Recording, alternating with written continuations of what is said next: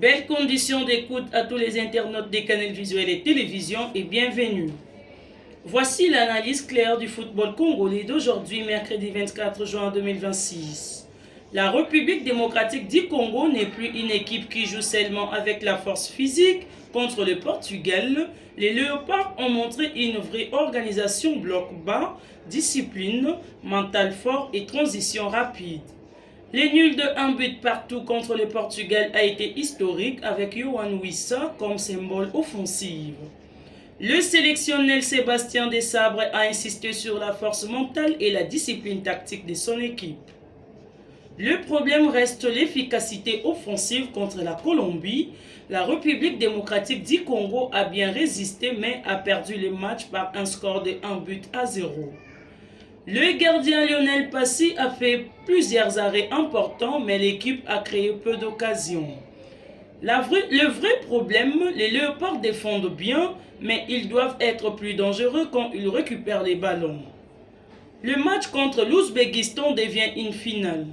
Après les nuls contre le Portugal et la défaite contre la Colombie, la République démocratique du Congo doit absolument faire un résultat contre l'Ouzbékistan pour continuer à rêver d'une qualification.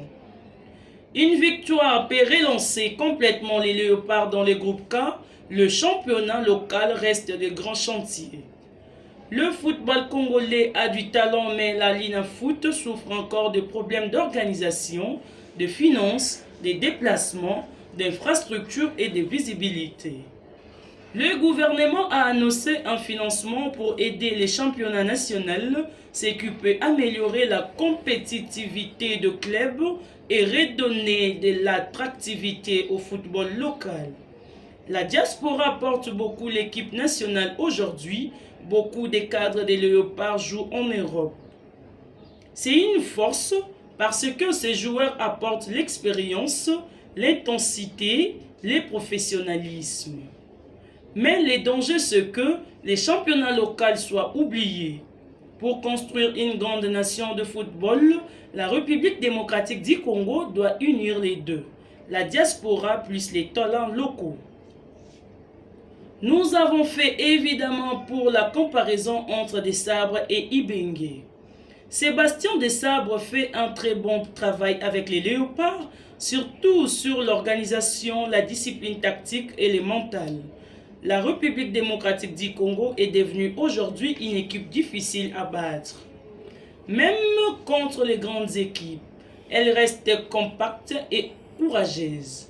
Prenons l'exemple du match entre la République démocratique du Congo et le Portugal, qui a tenu un échec au Portugal par les scores de 1 but partout à la Coupe du Monde 2026, et Desabre a lui-même parlé de force mentale et discipline tactique.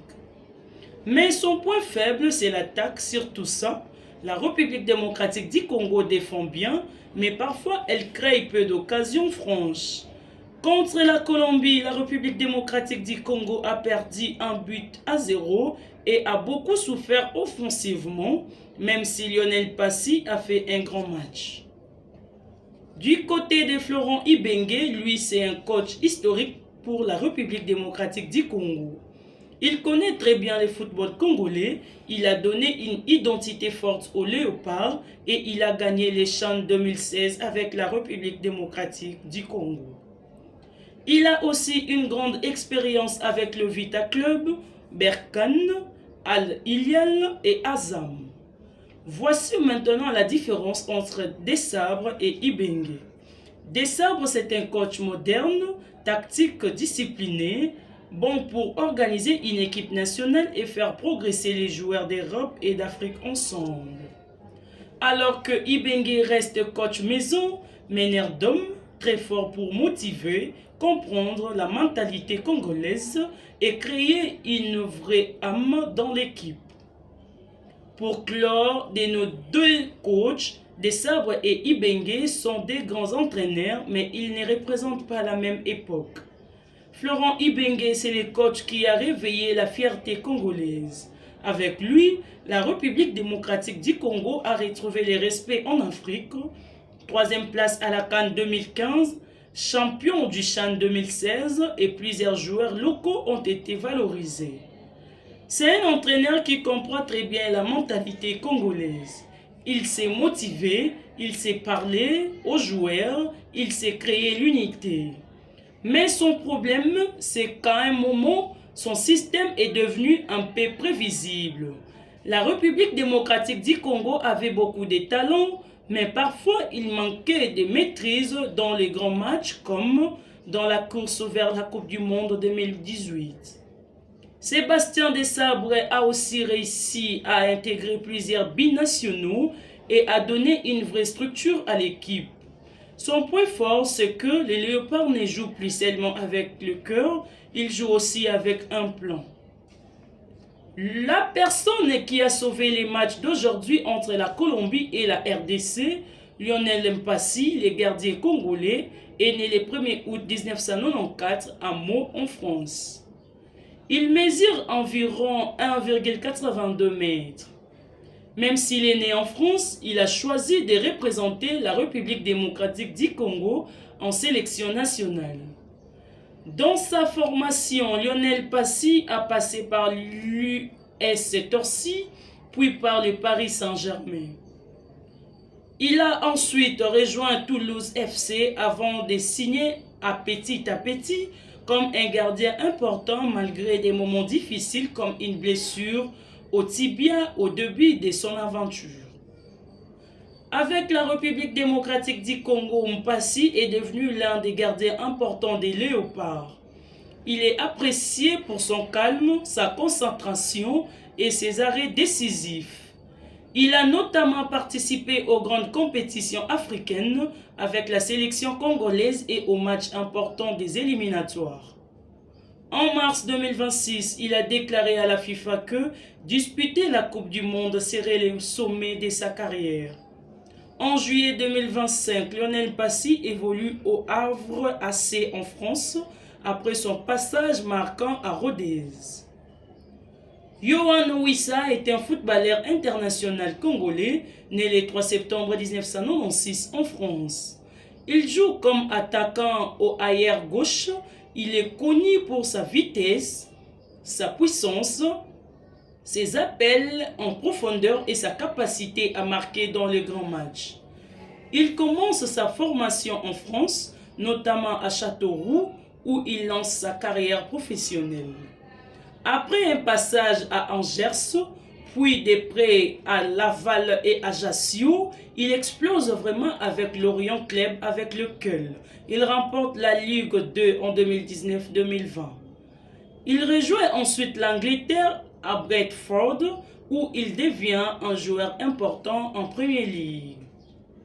Selon Newcastle United, même s'il est né en France, Yohan Wissa choisit de représenter la République démocratique du Congo. Il devient un joueur très important des Léopards grâce à son engagement, son efficacité offensive et son mental. Il a notamment participé à la CAN 2023, où la RDC a fait un bon parcours et il a été reconnu parmi les meilleurs joueurs du tournoi. En 2026, Yohan Wissa marque l'historique du football congolais en inscrivant un but important pour la République démocratique du Congo contre le Portugal lors de la Coupe du Monde, permettant aux Léopards d'obtenir un match nul historique. Notez que Yohan Wissa est un attaquant congolais moderne, rapide, combatif et dangereux devant le but. Son parcours montre un joueur qui a travaillé étape par étape de la France jusqu'à la Première Ligue, tout en devenant une figure importante de l'équipe nationale de la République démocratique du Congo. Chancel Mbemba Mangulu est un footballeur international congolais, né le 8 octobre 1994 à Kinshasa, en République démocratique du Congo. Il joue au poste de défenseur central et il est connu pour sa force physique, son courage, son leadership et sa capacité à marquer de buts importants.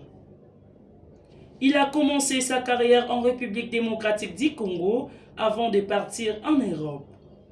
Il s'est fait connaître en Belgique avec Anderlecht où il a remporté les championnats belges. Ensuite, il a joué en Angleterre avec Newcastle United, puis au Portugal avec FC Porto où il a gagné plusieurs trophées, notamment les championnats et la Coupe du Portugal. En 2022, Mbemba rejoint l'Olympique de Marseille. À l'OM, il devient rapidement l'un des meilleurs défenseurs du club. Sa saison 2022-2023 est très remarquée. Il est élu dans l'équipe type de Ligue 1 et remporte le prix Marc-Vivien Foy qui récompense le meilleur joueur africain de Ligue 1. Avec les Léopards de la République démocratique du Congo, Chancel Mbemba est un cadre et un capitaine important. Il a participé à plusieurs Coupes d'Afrique des Nations et a aidé la République démocratique du Congo à obtenir la médaille de bronze à la CAN 2015. Il est respecté par les supporters congolais pour son engagement et son amour du maillot national. En 2025, après son départ de Marseille, il signe au LOSC Lille. Son contrat avec Lille court jusqu'au 30 juin 2026. Sachez-le que Chancel Mbemba est l'un des plus grands défenseurs congolais de sa génération. Parti de Kinshasa, il a réussi à s'imposer en Europe grâce au travail, à la discipline et à son mental de guerrier. Pour beaucoup de Congolais, il représente la fierté, le courage et le leadership des léopards de la République démocratique du Congo. Ça n'est fini pour aujourd'hui. Merci de rester toujours connecté à votre chaîne pour de plus amples informations. Au revoir.